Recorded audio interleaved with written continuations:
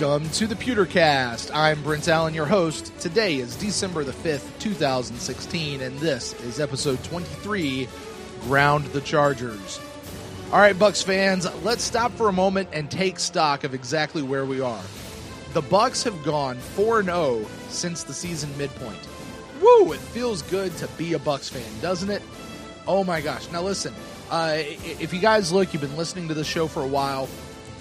You know, we've been looking at the season in terms of quarters, and we have just come off a 4-0 quarter of the season.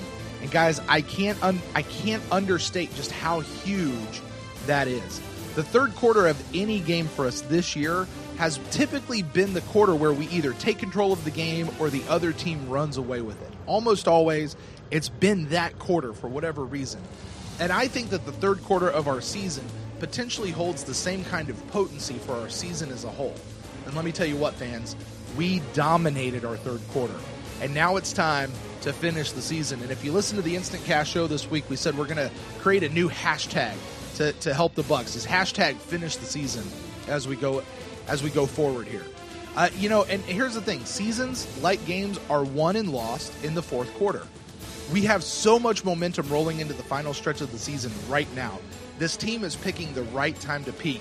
And man, I am super excited as we head into, what do we got? We've got the Saints, we've got the Cowboys, we've got the Saints again, and then we'll close it out with the Panthers as we really look to see, guys, we are in the playoffs right now. We're there. And we're looking to see if we can stay right there and maybe even take over the Falcons as the division lead.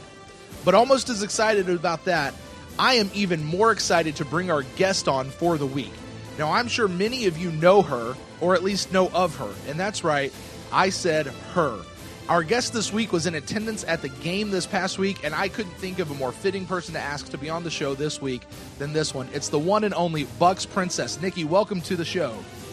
Hey, thanks again for having me on the show. It's a complete honor to be asked to be here. Oh, love getting to have you here. I know we had to work out a little bit of the scheduling thing to make it work out for you, but thanks so much for carving out the time. I know you interact with a lot of Bucs fans out there in social media and even live at the games, and I'm just so excited to kind of get your voice into this. Now, Nikki, there is you are setting a precedent for me here. You are marking the very first time we've ever had a female on this show, and I think that's awesome. So you get to hold that title really for the rest of the life of this show, I guess. So I'm honored. Like I said, it was a big honor when you messaged me and asked me to be here. So I know I've kind of disappeared from the podcasting world. My schedule has been a little crazy, especially with my grad school classes have been all night classes, so I haven't had a lot of time to be, keeping up with podcasts and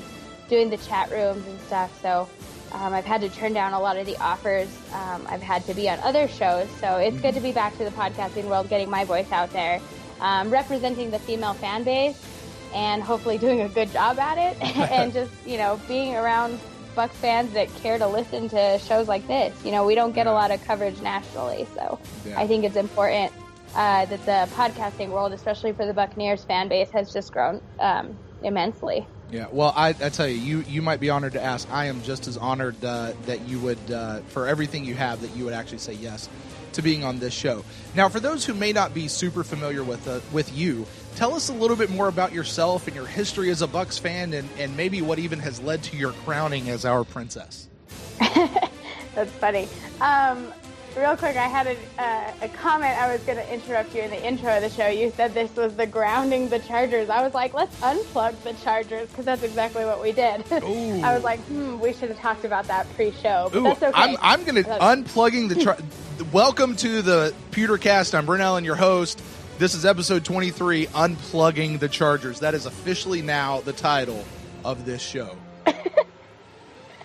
I thought you'd like that. I was like, wait, why did he say grounding it? It sounds so much better if you unplug them. Anyways, getting back to your question. Yeah, so Bucs Princess on Twitter, Bucs_Princess, if that matters.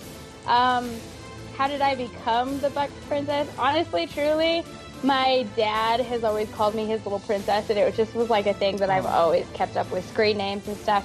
And so when I made my Twitter, I loved the Bucks and I love things that are princess. So I put them together, and then everybody just started referring to me as the Bucks princess. So that kind of became, that embodied my persona in a sense, in the fan sense of the like fan culture and that kind of stuff. So I've really just ran with that. I make sure I have the tiara every time I'm around Bucks fans, or people that might recognize me or want to recognize me and come say hi or take pictures. Or not that I'm like this big old super fan you need to take pictures with, but just to come say hi, because I really enjoy the interaction with other fans, especially since I'm so far away from a lot of other Bucks fans. Right. Anytime I'm able to interact with one, it's fantastic. Now, you are not from Tampa, so how did you become a Tampa Bay Buccaneers fan? Fill us in on that. So I actually kind of came on board during the Super Bowl, but I was also like 12 years old when that happened. My family is all Broncos fans, so growing up, the only thing I knew about football was go Broncos, screw the Cowboys, right? Like that was the only thing I knew about football, nothing important. So during the Super Bowl, like I said, I was about 12 years old, and I was watching the game with my dad. And I was like, so who's playing? And he's like, the Buccaneers and the Raiders. And I said, well, who do you think's going to win? And he's like, I think the Raiders are going to win. And I said, okay, I'm going for the other team. I'm just kind of like having fun with my dad, and the Bucs won, and I've just kind of stuck with it ever since. Honestly, truly, I didn't start really learning the game of football till about 2006. And after that, like, I just couldn't get enough. Once you start learning about the chess match kind of elements of the game, and starting to, with social media and stuff, learning to connect with these fan bases and stuff, and fan culture is something that's really like intriguing to me. So you just fall in love with the game and the team and the culture, and that's what brought me here, basically. So in other words, you kind of came on as an antagonistic / bandwagon fan, and you just never got off the wagon, no matter how hitchy the ride has been over the last 15 years. Yeah. I mean, I can totally be labeled a bandwagon fan, but if you want to say that, I've sat there through those 4-12s and 2-14s, and I got my first Bucks tattoo the weekend we lost. I went to the game in San Francisco where we lost 48-3 after both teams were 3-1. That was in 2011. It was week 5, so both teams 3-1, and I'm thinking this game is going to be awesome. Hell no, we lost 48-3, and I went and got a Bucks tattoo. So I have bandwagoned, and I've started to drive the bandwagon. That's surpassing the bandwagon. You are just on the wagon, and it's hard to fall off. I've made it no secret. There's been a few times where I've said I'm done. I can't be a Bucks fan anymore, and I think that's part of how you know you're a true fan is even if you try, you can't let it go. Like it's just something in you. Yeah, I know. That makes you better than me. But, no. I'm not trying to say that. But it just gets in you. I mean, that's the thing. It gets in you. It courses through your blood and through your veins, and you love the team and you love the game, and just as you're talking about the beautiful chess match that is football, and when you get into when the team gets in your blood, you just can't let it go, and regardless of how you came to it, whether you're a Tampa person and you came up that way, or whether you're out and you came in, during a bandwagon time or whatever, however you got to be a fan of the Bucks, we're all here now, and we're all in the boat together. So, well, Nikki, I tell you what, why don't we go ahead and get into the show? Today, Nikki and I are going to be taking a look at the Chargers game from this past weekend where they got unplugged. And since it's the season, 'tis the season, Pro Bowl season, that is, we're going to be talking about our top 3 Buccaneer picks for the Pro Bowl. And then we're going to wrap up the show with a very fun segment we like to call Rants and Raves. It's all coming your way right here on the PewterCast. Stay tuned.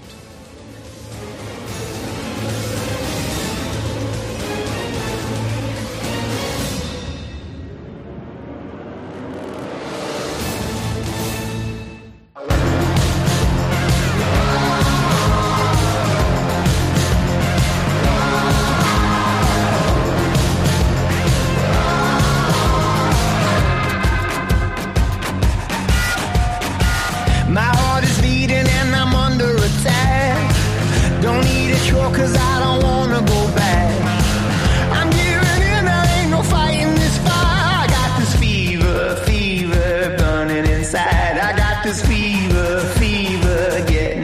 right. Let's have a great night.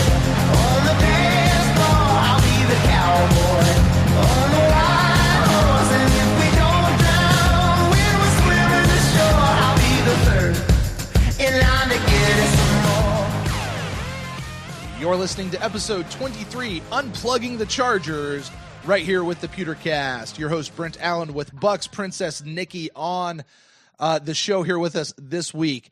Well, fans, as you most definitely know by now, the Buccaneers took a little road trip all the way out to the West Coast for what seems like, I don't know, the 5th, 6th, 8th time this year. And actually, I think it was the 3rd. But this time we returned to San Diego, which has been a city that has some real positive history for the Buccaneers. And we came out. Ray J. West. There you go. Ray J. West. That's a great way to put it. I've never heard it that way. Because if you guys remember, San Diego is where we won a little game called the Super Bowl a few years ago. We had this big win, and it was even in San Diego when Warren Sapp and Derek Brooks and those guys had their that shit ends now moment that happened out there. And so it's a little bit of a historic town for us as Tampa Bay fans. Ray J. West, I think, is a great way to put it. And we came out victorious, winning 28-21, bringing our season record to 7-5 and right into the playoff picture. As we referenced earlier, we not only did this game tie us with Atlanta for the division win, although they currently edge us out based off division wins, but they've just played a few more than us.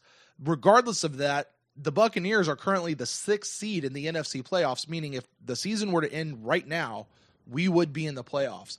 So, Nikki, ladies first, what were some of your overall thoughts on the game as we unplugged the Chargers? The overall game.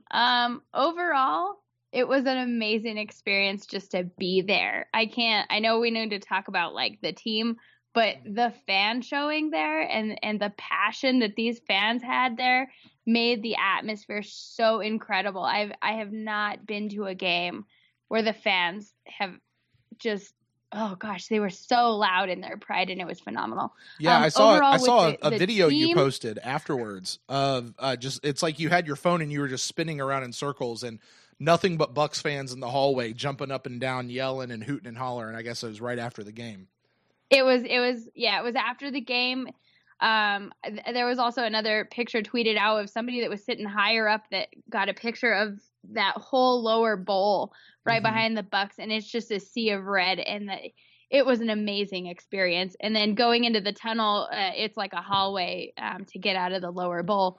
It was loud with chants of, Tampa Bay, and then it was first place, and then it's just jumping and screaming, and I have not seen Bucs fans act that way at any game I have ever been to.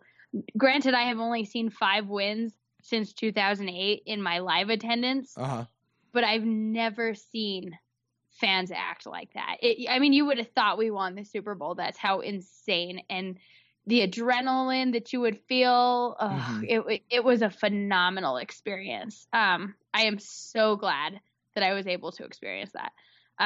But for the game overall, I thought we started off kind of slow. But that Levante pick was really helpful in getting our momentum back. But once Jameis and the offense started to get going, it seemed like, we were able to get some rhythm. And I think overall that was good. Obviously the third quarter is when we dominated, with help from the defense as well. I don't know. I can't say that there was too much bad about this game. I mean, that injury to Cecil Shorts in the first quarter was ugly. I saw it right in front of me. It was disgusting. But I think overall, it's just that the team is starting to come together and trust each other and work together. There's, I think, a few things that need to still be cleaned up, but I think overall, we're just starting to learn how to not give in. And I think that's what's the most important. Yeah. And I would even go back and challenge what you just said of, it's not that we're starting to, it's we are. And we have been for the last bunch of weeks. Good point. Very good point. But I think that the only reason I say starting to is I think to build something that's meaningful, it needs to happen over a long period of time. And I still feel like we're in the beginning of that. You are 100% right there. You know, and it was, I even made a note, the guy on TV, you wouldn't know this, not having watched the game, but the David Deal or whatever his name is, had said that Jameis Winston and Mike Evans are really becoming a big threat. And I was just sitting back going, no, I'm pretty sure they already are. Pretty sure this whole season they just have been, which is why we see Mike Evans getting shut down, you know, so much here in these last bunch of games, and he's still coming up huge, which is just awesome. You know, this game a lot in the same way. Like, this was not the dominating make them walk the plank kind of a game that we had, you know, against the Bears. Or even against the Seahawks, where the defense came out and was just so suffocating.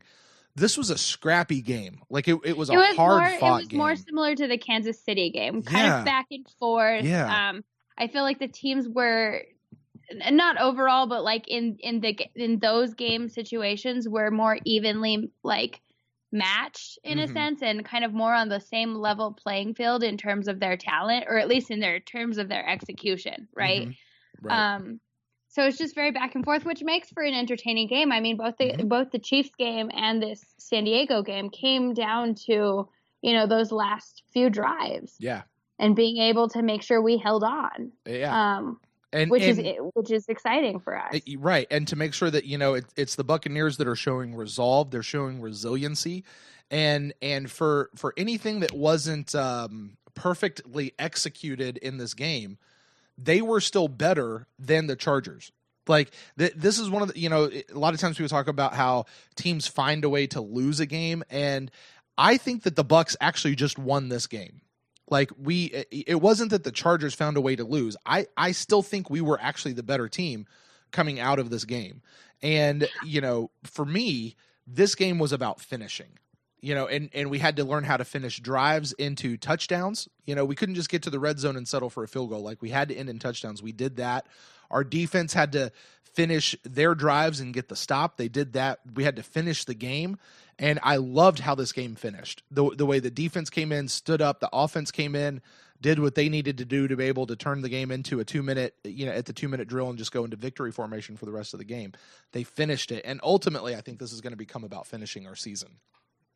Yeah, I mean, I'd hope that it starts to carry on. I mean, obviously that's what we all want, but I think it's just so important for our team to, like you said, learn to finish, learn to not just travel. I mean, it wasn't last year we had like a hell of a lot of yards, but really low in scoring in terms of stats. Oh, sure. I mean, we just need to learn how to not just travel the field, but, you know, to take it home at the end of the day. And I mean, the end of the day, at the end of the drive, you know? So, in beating teams that no one's giving us a chance against, and I'm sure the guys in the locker room don't think that. I don't think the team in the other locker room thinks that we're just a wash. But, you know, I don't even think people that are facing the Browns are going to just sit back, you know? Right. Poor things, they haven't won, but it's the NFL. So, but to come out and win games that, you know, that somewhere in the back of our mind, it's like, oh man, we're playing the Seahawks, you know? So to come out and win games like that and to do so against the Seahawks last week so convincingly, it was just so good for this team. And then, like you said, we flat out won this game. We were the better team. Yep. And it's phenomenal to be able to say that as a Bucs fan. We were the better team. And not just against you know, and I hate to downgrade other teams, but, you know, this wasn't a 49ers team. This wasn't the Browns. This wasn't it wasn't those kind of, you know, low end teams like the Chargers it's a very small level ahead of those teams. Right. But I mean, but you even look back at the last games with the Chiefs and the Seahawks, like those are convincing wins that we had. Well, why don't we boil this down just a little bit? Let's narrow this down to the offense. Did you have any specific thoughts towards the offense? And just, you know, I tend to break it up like there's Jameis and then the running backs, wide receivers, tight ends, offensive line. Any specific thoughts towards the offense from this past game? About the offense, Jameis was, like I said, the whole offense started off slow. Didn't seem like they had a rhythm. You know, but that's okay if they shook it off and they got going. So I'm not really going to harp on it too much. the running backs, I mean, Doug was struggling there, but I think, they were playing the run real well. But at the same time, Doug just offers us so much more, maybe not yards on every carry, but the way he blocks in pass protection, or, Doug is just so vital to this team. I think that's just my opinion. Well, but to bounce off of what you're saying there were two instances in this past game where he'd get the ball, he'd run up to the line, and he'd just get stopped. And you'd sit there and go, oh, well, it's a no gain, or maybe, of loss of 1. And Doug would just turn around and go, no, I'm not done yet. I'm not done. And he would turn around and turn it into something.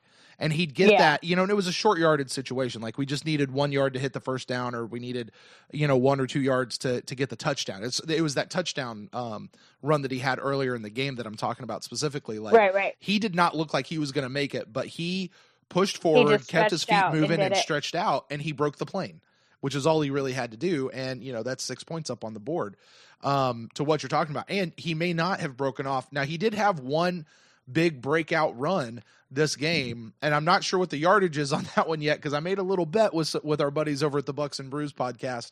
But I'm not sure how that one's going to shake out. I'll have to check in with those guys later. But, you're right. Doug Martin, he's continuing to show those flashes of greatness to get back to that that Pro Bowl year certainly that he had last year. Still certainly coming back from injury a little bit. So yeah, definitely. I think the only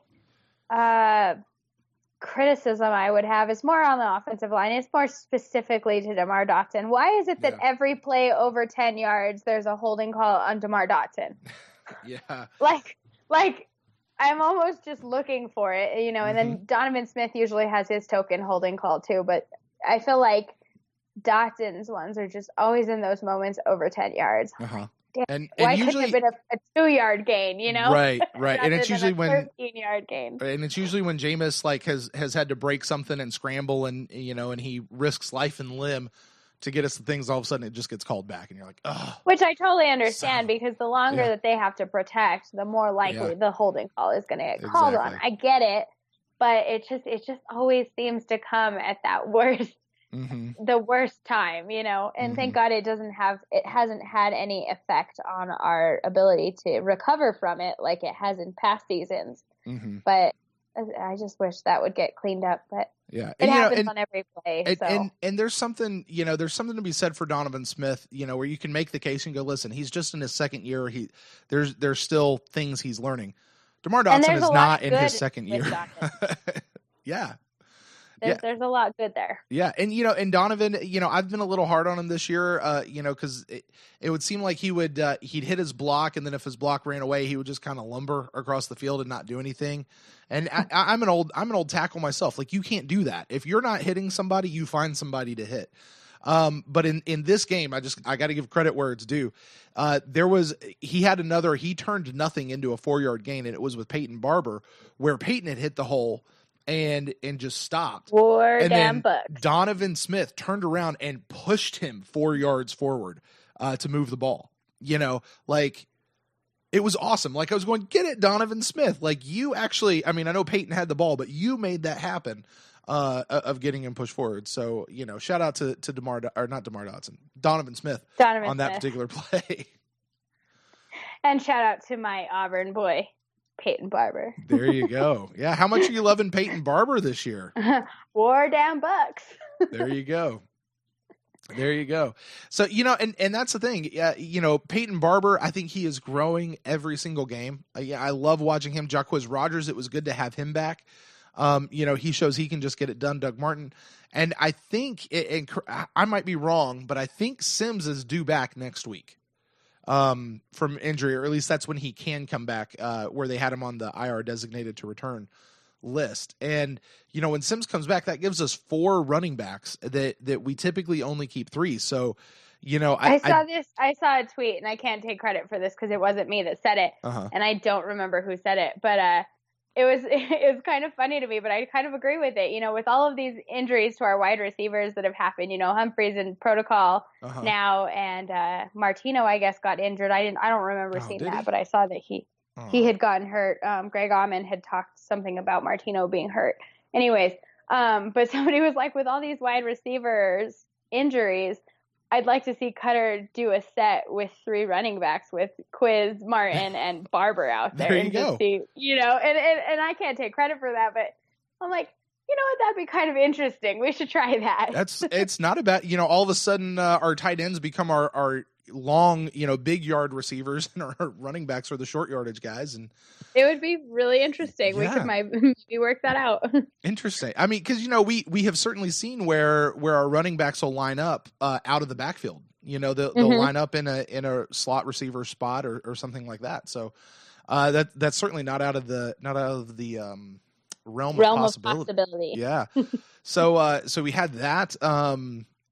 Mike Evans, we'll talk about him for just a second.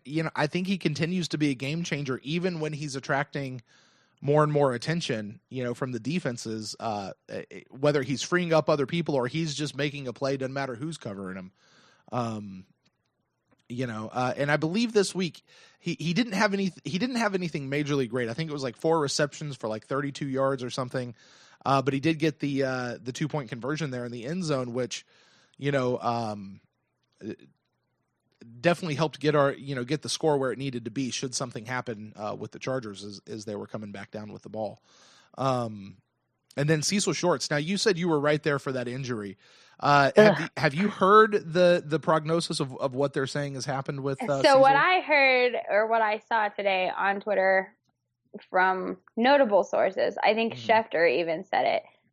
He dislocated his knee as well as tearing his ACL, MCL, and PCL.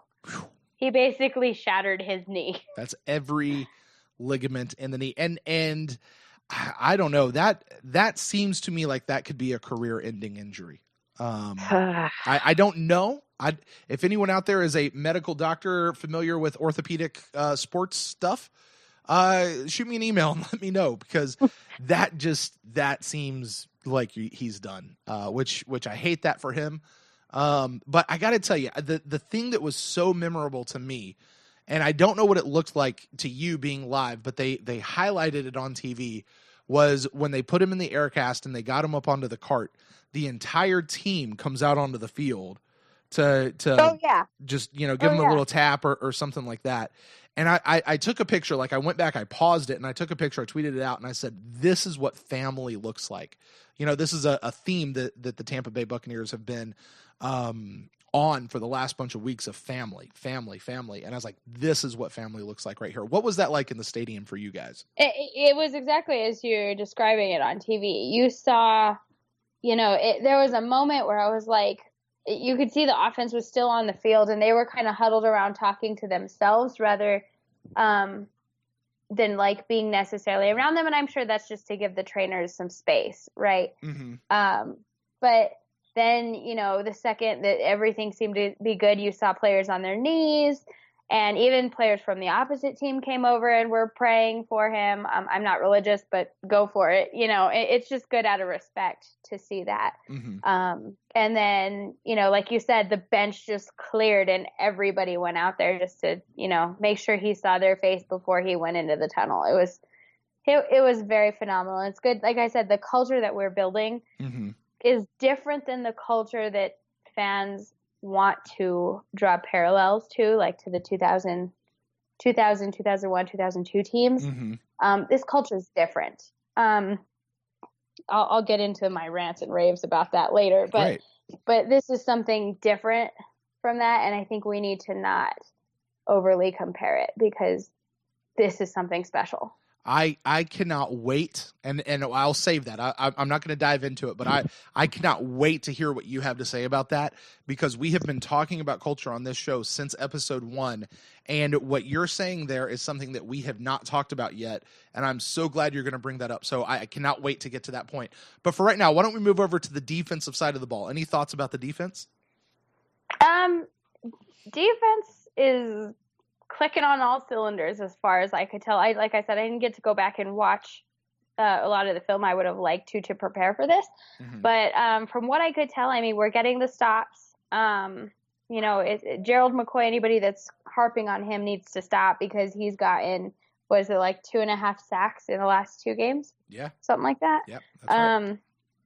And if you take Gerald McCoy out of that line, you can tell that there's a hole. So, just our line is so strong with Ayers in there. Oh my gosh, that was a great pickup. Yeah. Yeah. Ayers, Noah Spence is doing well. I didn't see a lot of Noah Spence this game, but again, when you're there live, it's kind of hard to keep track of all that stuff. Mm-hmm. I do remember him getting a lot of pressure on Rivers one time in particular, and don't ask me the game situation, I just don't remember, but I do remember being like, holy crap, Noah Spence just like made Rivers shit his pants. Right. I believe what you're talking about there was the play where he got called for intentional grounding afterwards. I think it was that play. I might be wrong. I've not detailed every drive, but I think that's the one you're talking about. And yeah, you're absolutely right. Our secondary still struggles a little bit. I know Brent Grimes got burned. Didn't he get injured as well? I have not seen that. I don't know, but I'm not sure. Possible. I'm not sure. Don't take that for credit. I thought, but Brent Grimes got burnt on that touchdown. Mm-hmm. Was it Gates? No, it wasn't Gates. Gordon? No, because it was a reception. Yeah. I don't know. I don't know their players that well. I don't remember either, but I don't remember either. But yeah, I think our defense is doing well. I mean, like you said, it's starting to come together. And I say starting to because it takes a while. Yeah. They're, that's exactly what I said. Gerald McCoy got another sack. Robert Ayers got a sack. Those guys are beasts. And what they have done, I can't imagine a better like mentoring combo for a guy like Noah Spence to have in his rookie year than to have those two guys. Plus, you throw Clint McDonald onto that whole deal. You've got Akeem Spence. Like it's just a solid line. William Golston stood out. Will Golston, absolutely. I forgot to mention that, but yeah, Will Golston. I remember just several times be like, Golston, that's my boy. Anytime trying to remember, but anytime a lineman comes off a pile beating his chest like he's Tarzan, he just did something good there. So, and he did that a few times this game. And then you drop back a level to the linebackers. I mean, Quan I thought had a fairly decent game. I know some people gave him a little bit of a hard time, probably those Pro Football Focus guys or whatever. But I thought he had a decent game. Levante, as you mentioned earlier, the pick six was needed. It happened at exactly the right time. And shout out to Vernon Hargraves, who kind of gave him the assist on that one, oh yeah, definitely. And that one wouldn't have even been set up had Brian Anger not had a punt where he lofted it for so long that the entire punt team was able to get down the field and dropped it right on the 8-yard line. Oh my gosh, Brian Anger, he's clutch. Oh, I know. Thank God for Brian Anger, right? That was the best pickup besides Robert Ayers this year. Yeah. I was going to mention too, from my vantage point on the interception, I remember Rivers throwing the ball and Hargraves kind of like knocking it away and kind of just be like, oh, thank God, incomplete, right? And then just like kind of looking away and looking back and being like, oh my God, Levante has the ball. Like from where I was sitting, you couldn't see the ball had like ricocheted off of Hargraves. Uh-huh. And so I totally missed the actual moment of the interception until I looked back and was like, oh my gosh, he has the ball and he's running it. It was phenomenal. So that's that double moment of excitement because you're excited that it was an incomplete pass and a great play by Hargraves. And then you're excited because now it's a pick six. It was it was an amazing moment. Right.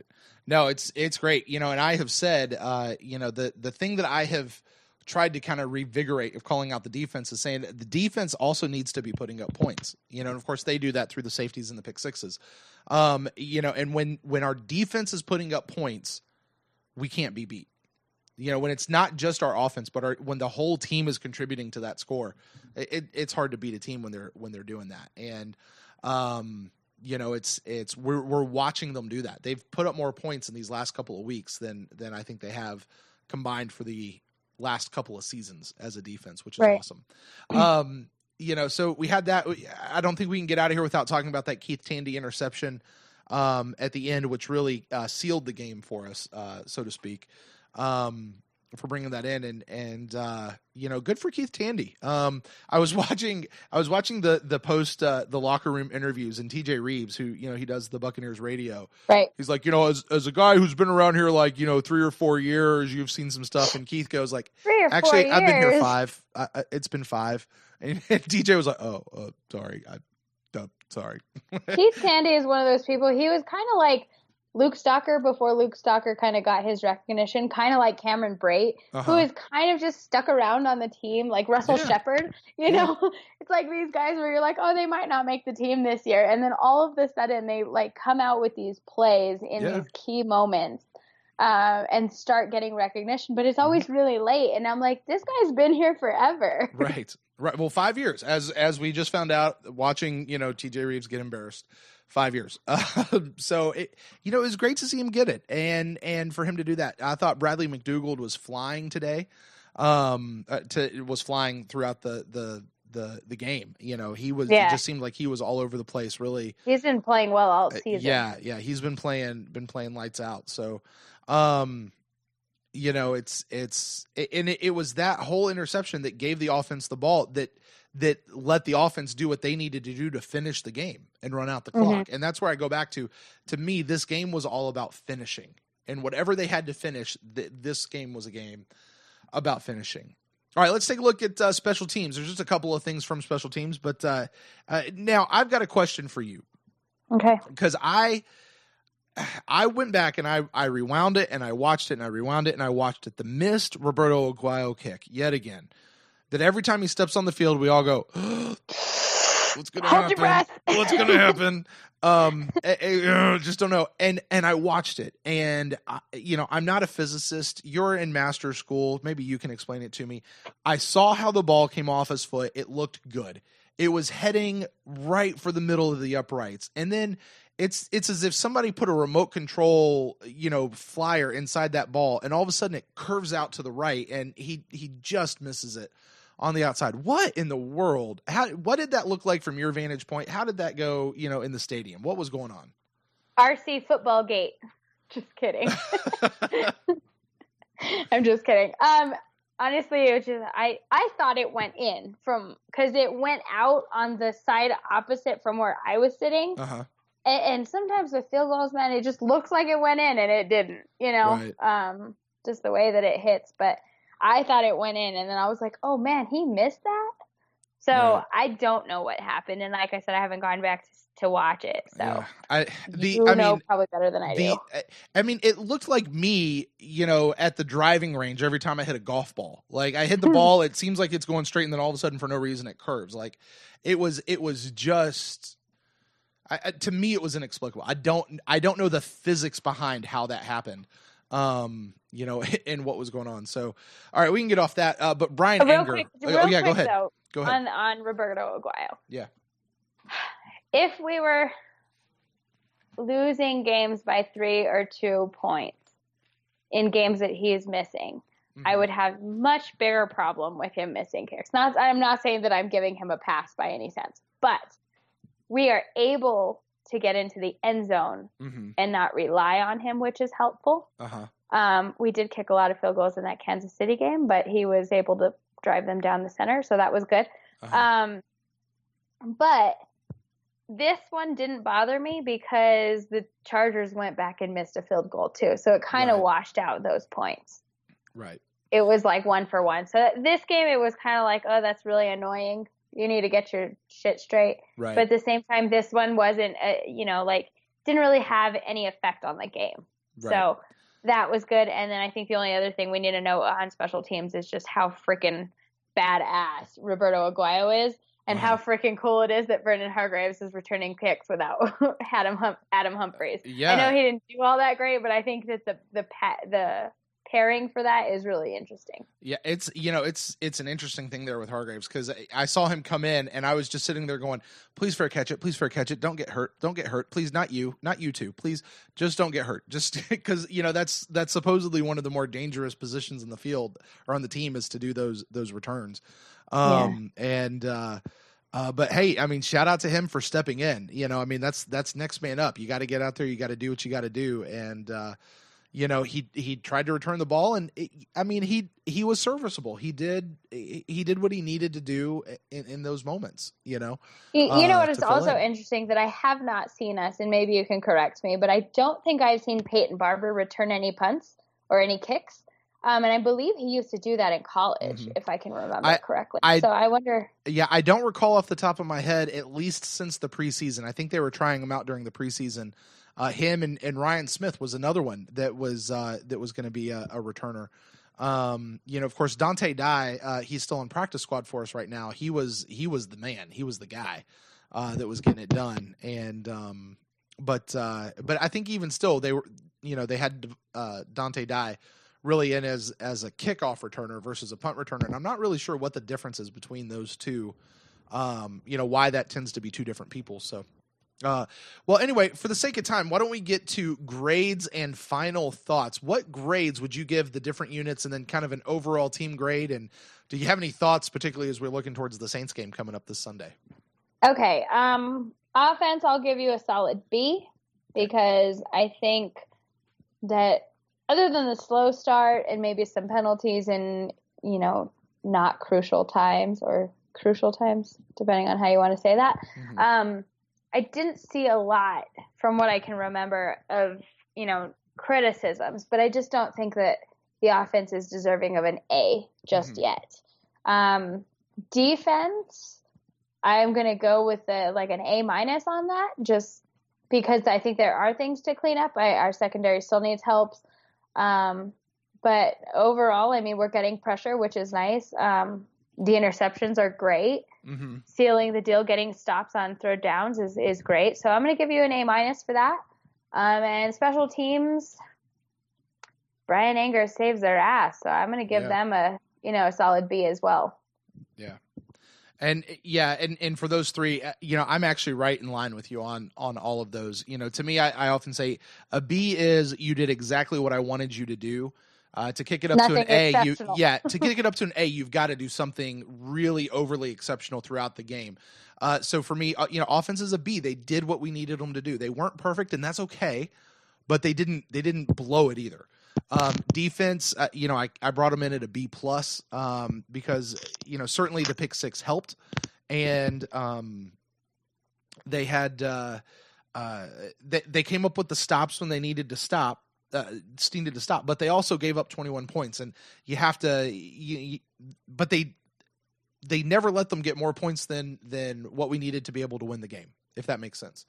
Right. I think the only reason you should bump it up to an A is just because we did make Phillip Rivers have a temper tantrum. Oh, he had a couple.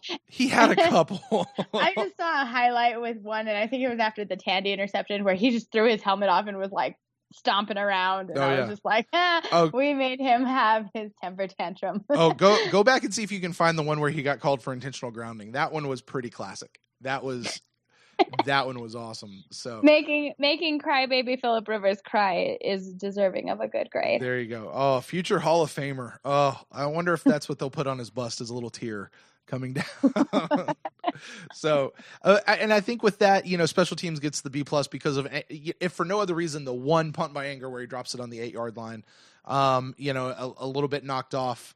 If Roberto Aguayo had made that kick, I think I would have given him an A, just based on the strength of that one punt. But without that, it's just a B plus for me. But whatever, these are very subjective. To me, it gives them an overall grade for the team of a B. Which is good. They won. They did what we needed to do. And as far as looking towards the Saints, here's what I say. We start a new quarter on Sunday. It's the final quarter of the season for us. The Bucs are in the national spotlight right now, which almost never happens, and that's why they keep flexing our games. The Saints game this week has gotten flexed to 4:00. It was at 1:00. The Dallas game has already been flexed to an 8:30 game. And now it's time to finish the season. #finish the season. And I think for the Saints, here's my problem with the Saints game. And Nikki, you can tell me what you think on this. I think this Saints game has the potential to be a trap game for us. I think a lot of people are picking the Bucs to win this game. We're on this roll, but I think this game is going to be a much bigger test than some people may think. Drew Brees and his minions put up a lot of points. Yeah, the only thing I would argue to that is they do put up a lot of points, but they also have no defense, which will allow us to put up points as well. That's and our defense has been coming on strong, which could help limit that. So that's what I mean of just saying this is not a game to sit back and rest on our laurels. Like, it's going to be a big test. We have no right to sit back in any game and rest on our laurels because we are the Buccaneers, and history tells us we're not allowed to. We are not the Patriots who can go into a game, you know.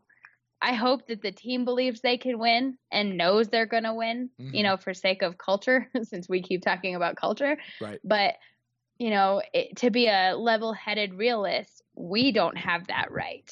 I'm sorry. Right. You're 100% right. You have to respect every game that's in front of you, and you're 100% right. And I really agree with you on that. Well, guys, fans, I think now's the point where I say I'd like to know your thoughts on our thoughts. You can do that by shooting us an email to thepewtercast@gmail.com, or you can find us on the Twitter sphere at thepewtercast, or you can find Nikki at Bucks_princess, or you can find me over at facebook.com/thepewtercast. We do respond to all forms of feedback, and it's actually one of the more fun aspects of being in this big Buck fandom community. Well, guys, coming up next, we're going to be talking about our top 3 Pro Bowlers for the Tampa Bay Buccaneers. Stay tuned. We'll be right back.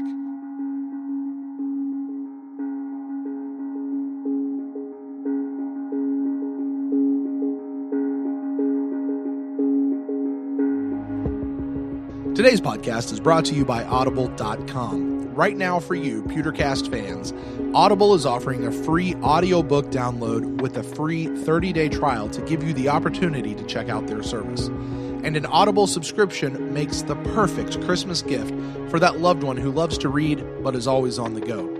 This month, I'm recommending the book The Martian by Andy Weir. This is the novel that the Matt Damon movie is based on, and if you liked the movie like I did, then I know you're going to love this book. It's the story of an astronaut who is mistakenly left behind on the planet Mars and has to figure out how to survive until the next rescue mission can come get him in 4 years. And this is a rare time when I will tell you that due to the nature of how it's written, it's actually better to listen to the audiobook than it is to actually read the paper version of the book. To download your free audiobook, go to audibletrial.com/thepewtercast. Again, that's audibletrial.com/thepewtercast for your free audiobook.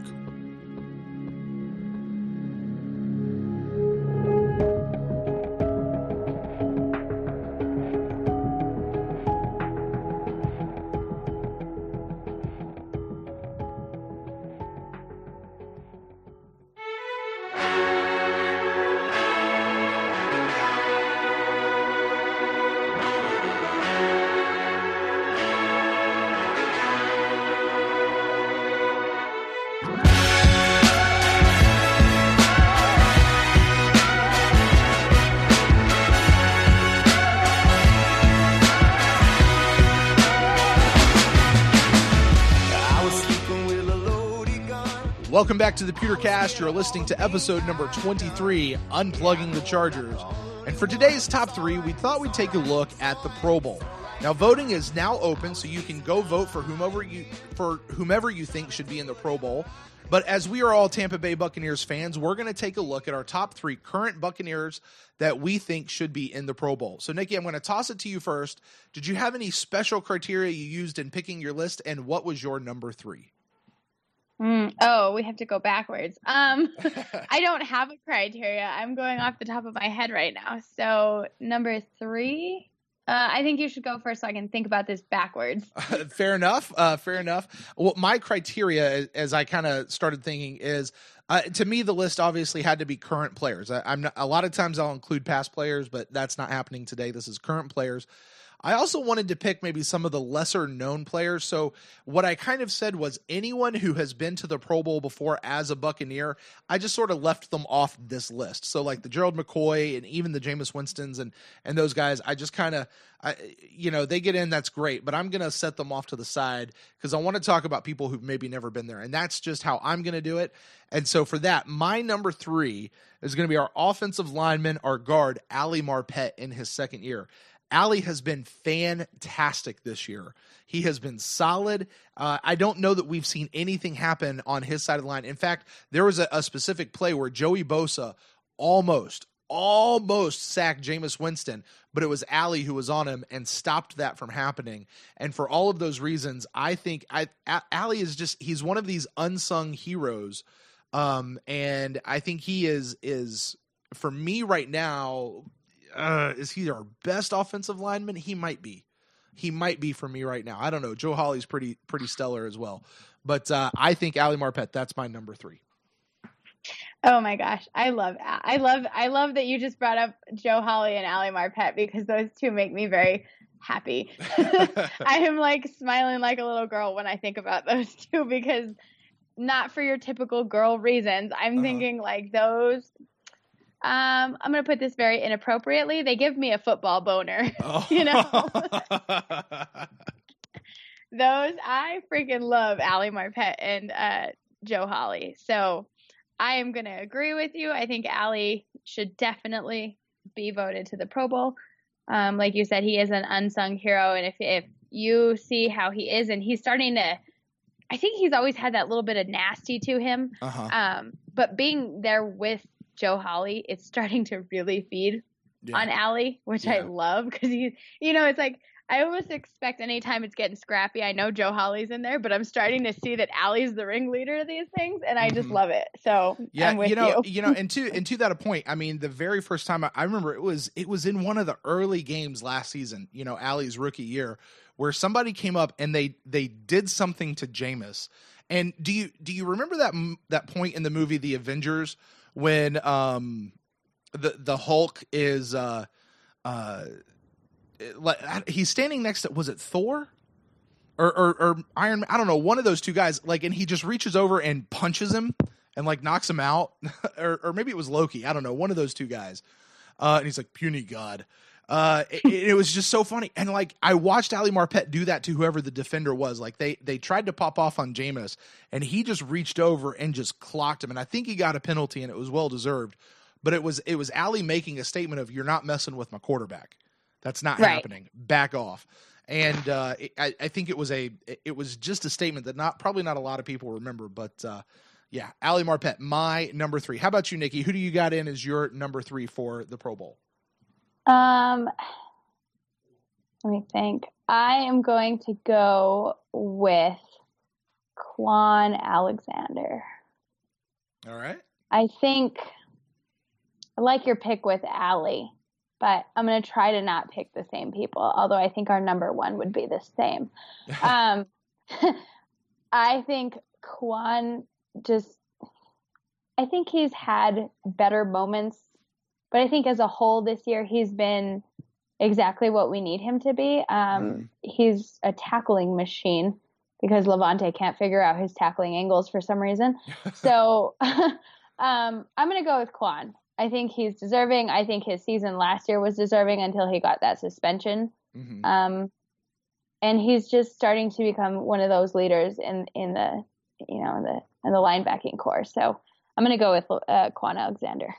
Yeah, I think Quan's very fair. I've seen a lot of people mention Quan's name as I've asked this question out on social media and stuff. I don't know that he has the numbers to support it yet this year, but I think he's close. I think he's really close, and I certainly voted for him myself. So, I'd love to see him in there. And if he's not there this year, I think he'll definitely make it within the next couple of years, and he'll be right there. Well, I'll go ahead. I'll give you some time to think about your number 2 as I reveal mine. My number 2, and this is going to fall into somebody who's never been a Pro Bowler as a Buccaneer before, and I'm talking about Robert Ayers, our defensive end. This guy has been such a catalyst for our team. He's been such a catalyst for our defense. He's right there behind Gerald McCoy in terms of the numbers and things that he's putting up. And I can't think of a better representative of this new Bucs defense than to put Robert Ayers out there in the Pro Bowl. Dang it, you took my pick. Robert Ayers is a freaking beast. And I think, so to be different, I'm going to go Brian Anger. Okay. Because I think that to parallel you, Brian Anger and Robert Ayers were probably the two most influential free agent picks. So Yeah. you go ahead and pick Ayers, and I'll go ahead and take Anger on that one. Well, let's keep talking about Anger, because I'll just go ahead and say Anger is actually the number one person that I have on my list for people that I think should make the Pro Bowler. And there is a notable person missing on my list, but that's going to be because I personally wanted to pick some maybe the lesser known players. And Brian Anger, I mean, he has been able to put the ball wherever the Bucs have needed him to put the ball in any given moment without issue. And he's been able to give it the hang time that it needs, or the not the hang time that it needs. He's just been so solid. And here's the thing. I was so surprised when we got him, because I had no problems with Jacob Schum, the punter for the last couple of years. Right. I no problem. I was going, why are they bringing somebody else in? I don't understand. Maybe they're going to do it for Roberto. I know he's in as a punter, but maybe he's really here to give. And no, that wasn't the case. And Brian Anger came in, and I remember when they named him, I was going, oh, well, I'm sad to see the old guys go. But he has just become so clutch for us that Brian Anger, to me, I think deserves to absolutely be in the Pro Bowl. And you just don't see a whole lot of punters getting a lot of credit. And, Brian Anger, and if we can, by the way, if I can tag on another one, Anthony DePaulo, our long snapper, I don't think I've ever seen him miss a snap ever in his entire career. I might be wrong. I'm sure somebody can go pull one where he did, but I don't think I've ever seen him miss a snap. I don't care if it's raining, I don't care if it's snowing, I don't care if it's the blistering summer heat. He's just been solid. So for that reason, that's my number one. Okay. My number one is a little more predictable, because I think he's the most deserving at the moment. And that is Mike Evans. Absolutely. Mike Evans shutting down Sherman alone. Yeah. I mean, it is deserving of a Pro Bowl spot. Sherman is still crying about that from last week. I know. But he's an amazing, he's amazing at what he does. Yeah. And Mike Evans shut him up.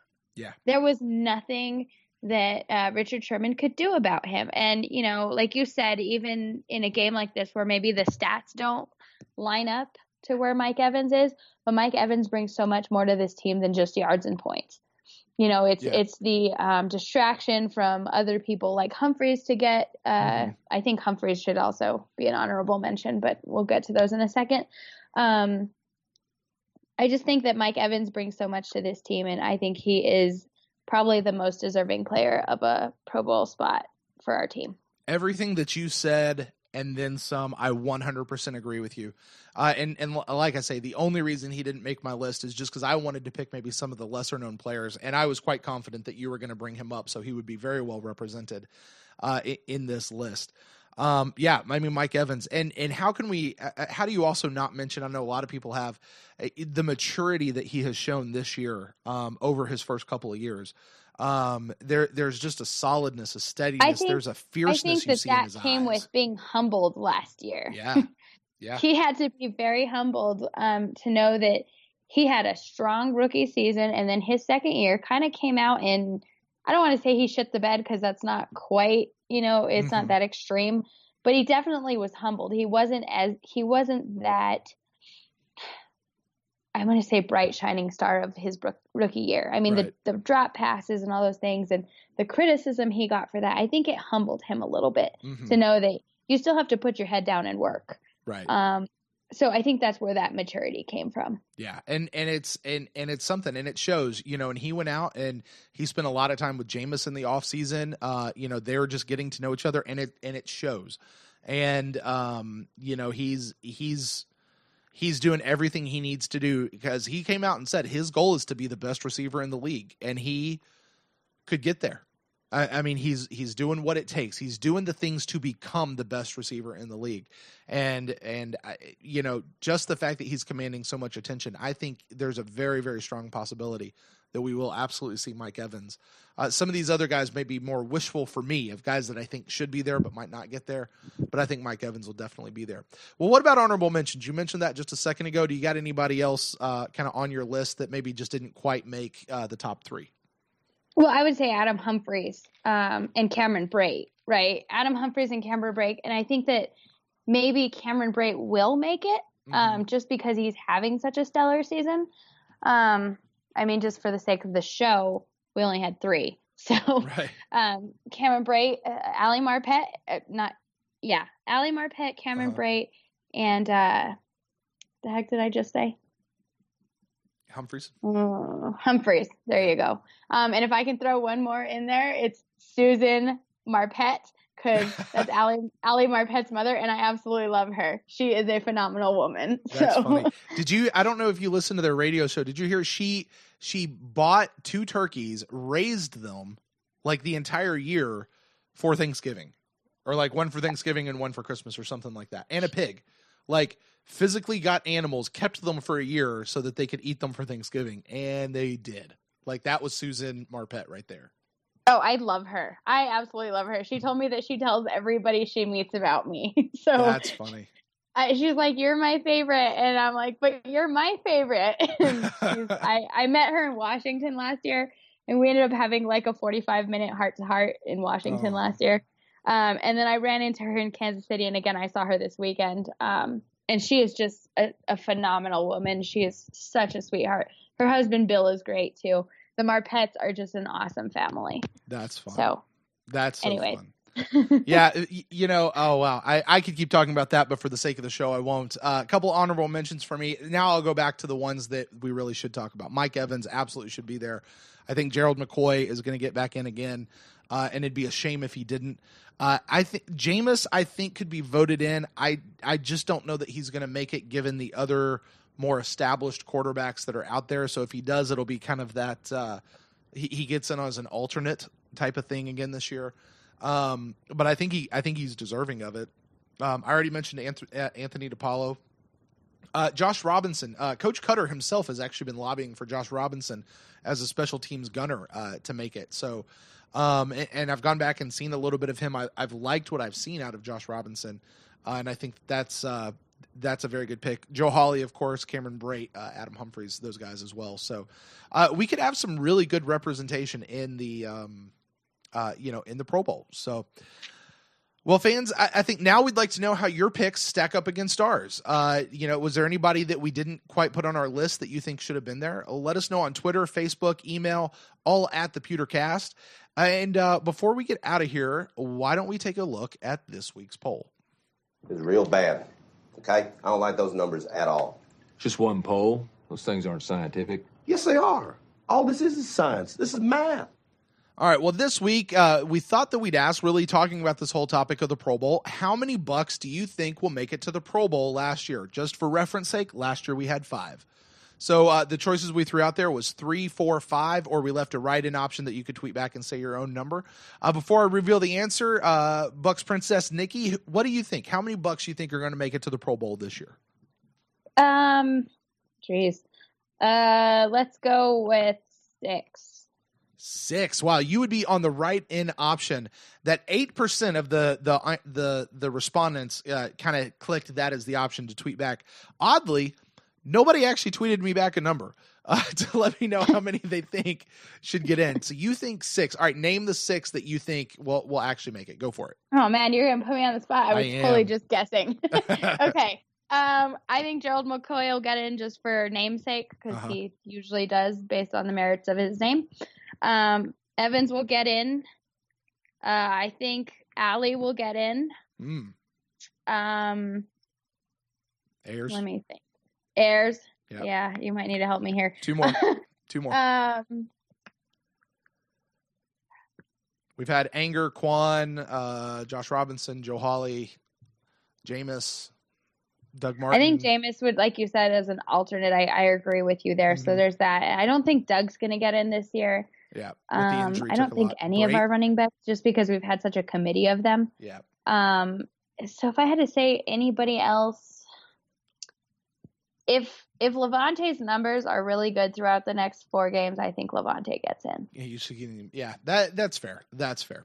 Like I said, 8% of the respondents agreed with you on the write-in option. They didn't like any of the ones that I put down.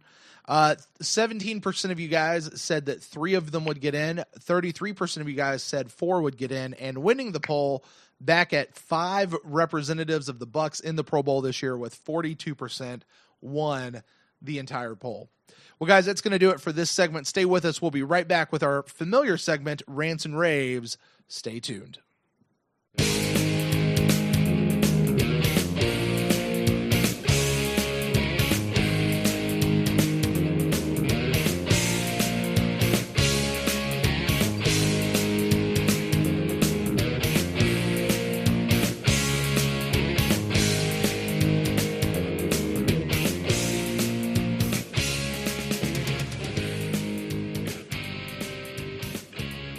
Hey, PewterCast fans, I just wanted to take a moment to say thank you for how you have been supporting this show.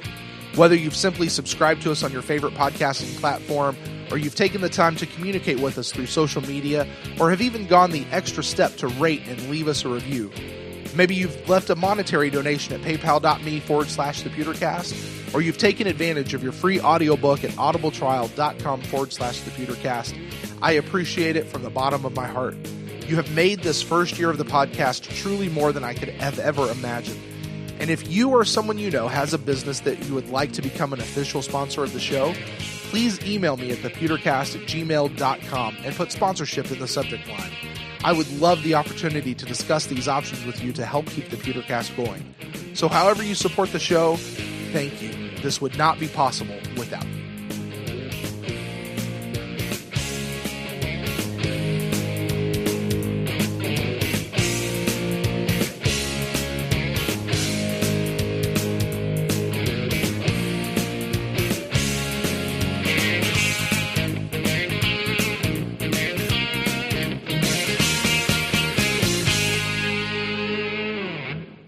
And we're back. This is episode 23, Unplugging the Chargers, the best name of an episode yet. Thank you to our guest, Bucks Princess Nikki. And for today's discussion segment, we're bringing back a really familiar segment by now called Rants and Raves. So, Nikki, I'll toss it to you first. Are you going to be ranting or raving today? Ranting, probably. All right, go for it. All right, I really would just like to, like I told you, fan culture is something that's really intriguing to me from I don't know, it's kind of the reason I went into the master's program that I went into. But what I'd like to say is I think that this fan base has a very nostalgic tone to it.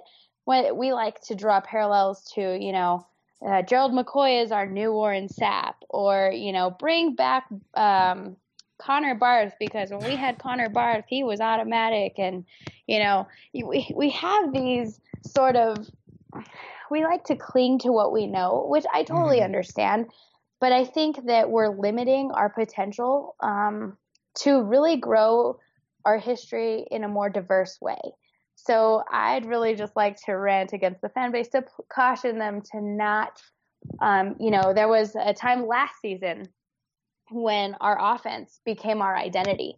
And we're like, well, we're usually a defensive identity team. And, Buck Ball is back in Tampa and these sorts of things. I just like to caution people against that, because let's create something new. Let's create something that's special moving forward, so that if we get to a Super Bowl, we're not just copying history. We have 2 different sets of history now, and it's just something that it's not necessarily a bad thing, but I just wish that people would see, especially with the whole Connor Barth thing, we weren't missing kicks with Connor Barth. I'm like, well, Connor Barth is unemployed. Right. So, there's a reason for that. And Gerald McCoy is not Warren Sapp. He's a phenomenal player, but he's not the same. We don't have, everyone's like, we don't have that John Lynch type safety and we need that back. And I'm like, no, let's just get our own players back there, some new players, and build a new identity. Something that fans that came on maybe after the Super Bowl, like myself, don't get me wrong, I love the history of this team, but let's give us something to stand on our own 2 feet about, something that's new. And I'd also just like to go against the fan base one more time and say, please don't jump off the skyway if we lose next week. It's not that. I mean, yes, it sucks to lose, but I mean, the second we lose, it's Doug Martin sucks, Gerald McCoy sucks, cut them all, trade them all. And I'm like, you have to look at the season in totality, not one game at a time. And you can't, be Super Bowl 1 week and off the skyway the next week. It just doesn't work that way. And please, I know we are so impulsive as a fan base and it drives me crazy. Don't come to me with playoff talk. The only thing I'm concerned about is New Orleans right now. Like, if we make the playoffs, great. But I'm not worried about that right now. New Orleans is the only thing we need to focus on. Sorry for going Belichick on you, but it's true. No, it's 100% true. And I love that you're bringing that up because truth be told, I am myself guilty even in this show of drawing those comparisons, of drawing those analogs. And you're right. It's not right. Like that is that team or that was that team. This is this team. And this team is different and they have their own identity and their own uniqueness. And it was actually one of the things that I don't like retreading history a whole lot, but when the Glazers hired Lovey, and I remember having the thought, because Lovey came out of that golden era, he was part of Dungy's coaching staff and different things. And he was around and that was great. But I remember having the thought of like, man, it just feels like we're going backwards. In making this hire. And the thing that I've seen from a lot of fan base when they talk about coaches is, hire John Gruden. Let's bring back John Gruden. What's John Gruden doing? And I'm going, no, that's then. That time is done. And I'm not even going to get onto my own thoughts of John Gruden as a coach, but that's then. This is now. And I love that you're saying that. And I think that's 100% accurate. And we need to, Bucks fans, I hope you heard that. I hope you even press backwards on your player so you can go back and listen to what she just said and listen to it again and let that sink in and let that soak in because I think that's important for our fans to be able to grab a hold of just going, no, this is the team we're building now. And as you're right, we can be a little bit bipolar of a fan base and we can't go back and forth. That's exactly why this particular show exists, is to help us all, just simmer a little bit more, than just going back and forth hot and cold every single, it seems like every other week. So, great rant, Nikki. I appreciate that. Thank you. Well, I think I too am going to be ranting, and this was something that I didn't expect it, but it kind of got stirred up in me in the Instant Cast show this week, and I wanted to circle back around to it.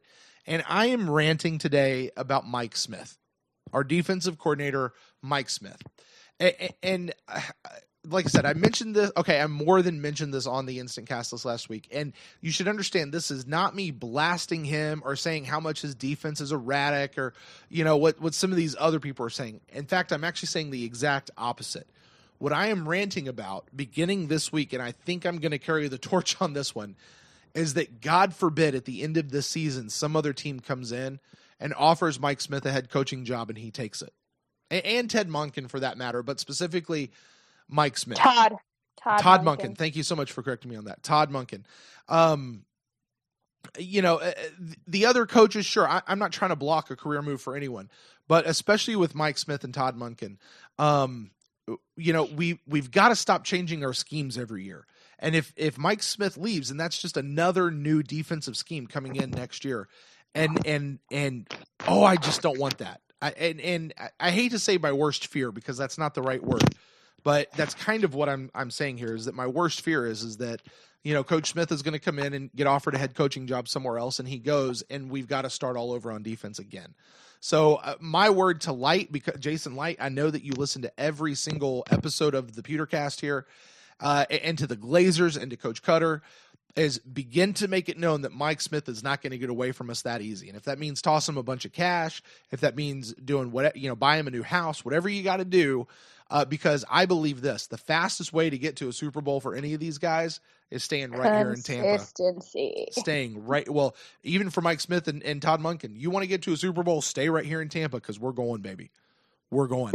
And so do whatever it takes to convince him to stay. And that's my rant, that Mike Smith, oh my gosh, just needs to stay. I like it. Yeah. I like it. I like consistency. I'm tired of the revolving door in Tampa, and that goes to many different positions. So not just head coach. So. Yeah, and that was something we talked about a little bit earlier too, was, our coaching staff is a team in and of itself. And we don't want to break this team up. Like, this team is actually, what they've got invested in, things are doing well. We want to do our best to keep this team together as much as we can for the next couple of years. And as much as we can do that, I definitely say let's do it. So that's what I got for you there. All right, guys. Well, I think that's actually going to wrap it up for this segment, as well as really this episode. Just as a final reminder, you can get in touch with me about anything we've talked about today at facebook.com/thepewtercast, or over at Twitter @thepewtercast. Or if you're a little more winded than 140 characters, you can email me at thepewtercast@gmail.com. Nikki, a.k.a. Bucks Princess, thank you so much for being on the show this week. One more time, why don't you tell everyone where they can find you and follow you on the internet? Go for it. Mostly, I'm most interactive on Twitter, and my Twitter handle is @Bucks_Princess. I'm pretty sure you can type in Bucks Princess or Princess Nikki, and it'll pop up pretty quickly. I'm not invisible in this fan base, so I shouldn't be that hard to find. I do have a Facebook, although I am in the Buckaholics group, which is a phenomenal Facebook group. California.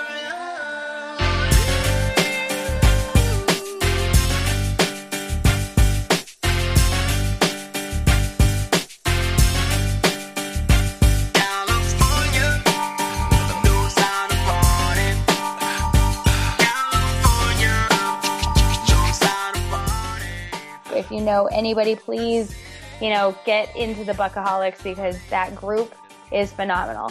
I would say they rival What the Buck as a, especially for an away-based fan group.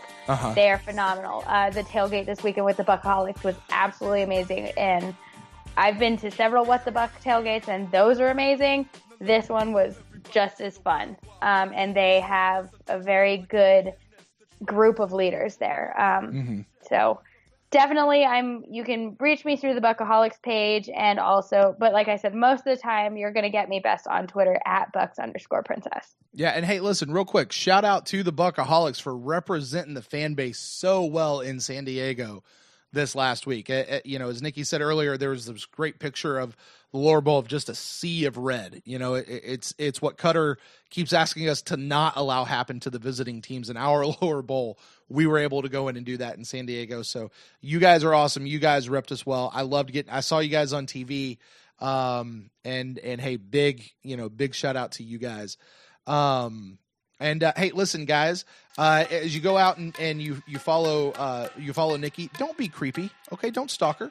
Otherwise I'm going to have to come after you. And judging by how popular she is, and I've seen some of these guys in the Buckaholics, you're probably going to have a whole lot of big uglies coming to find you. So, treat her well. She is the Bucks Princess. You are an awesome part of this community of Bucks fans. And, really, Nikki, thanks so much for being on this show. Do you have any final thoughts as we head out? No, I just wanted to say thank you again to you, Brent. Thank you for having me on. Thank you for considering me as a guest. I hope I did well enough. Go Bucks. Yeah, go Bucks. You did fantastic, Nikki. Thank you again so much for being on this show. Well, fans, as we close out the show today, I can't help but think of a word that has become so familiar around One Buck Place that it's on everyone's lips. And that's the word family. Family is one of the greatest forces out there, whether it's a biological family or maybe even a surrogate family, kind of like what we have here as a family of Bucks fans. We protect each other. We look out for each other. We serve each other. And that's what I want to encourage you to do, Bucks family, is to be a family in whatever situation you're in. Protect those around you. Look out for them. Serve them. Do well for them. Let the petty stuff go. Address the hard stuff. The best way to have a family is to be a family. So be family, Bucks fans, especially in this season. Merry Christmas, Happy Hanukkah, Happy Kwanzaa, happy whatever you may be celebrating this time of year. Until next time, fans, it's time to finish the season, and it all starts with soaking those Saints. Go Bucks.